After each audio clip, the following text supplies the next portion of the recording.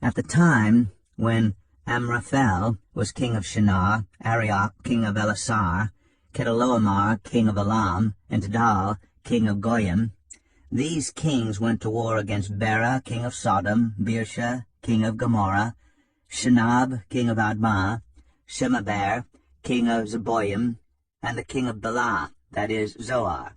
All these latter kings joined forces in the valley of Siddim, that is, the Dead Sea Valley.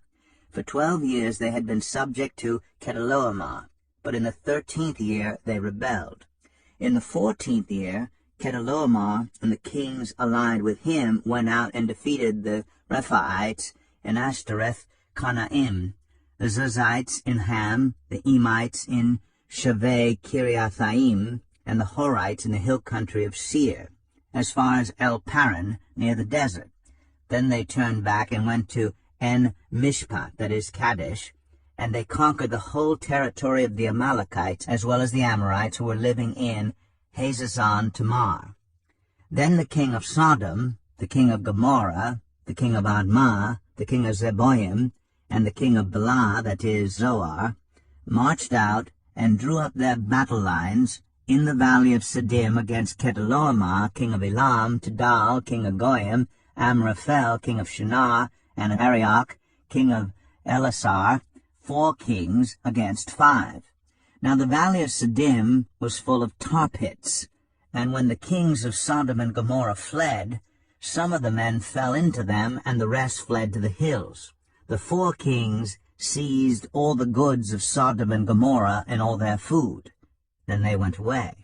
They also carried off Abram's nephew Lot and his possessions, since he was living in Sodom.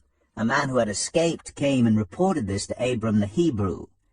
Now Abram was living near the great trees of Mamre, the Amorite, a brother of Eshcol, and Aner, all of whom were allied with Abram.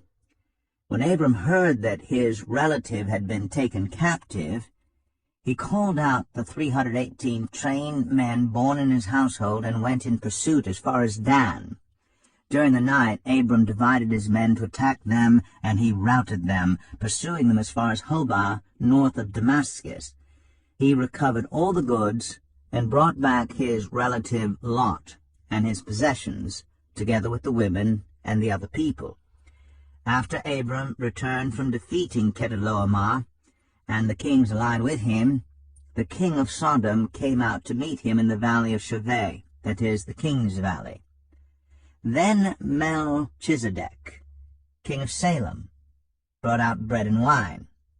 He was priest of God Most High, and he blessed Abram, saying, Blessed be Abram by God Most High, Creator of heaven and earth, and praise be to God Most High, who delivered your enemies into your hand.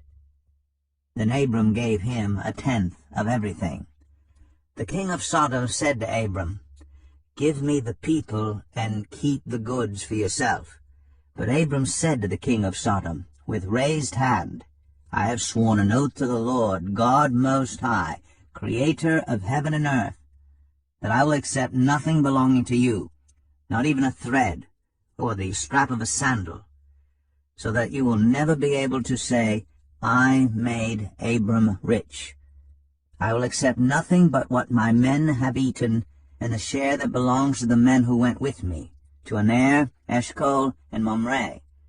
Let them have their share.